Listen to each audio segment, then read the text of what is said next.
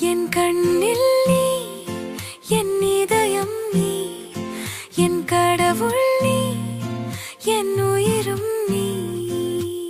மாறியது எந்தன் பருவம், உயிர் பெற்றது கருவின் உருவம்.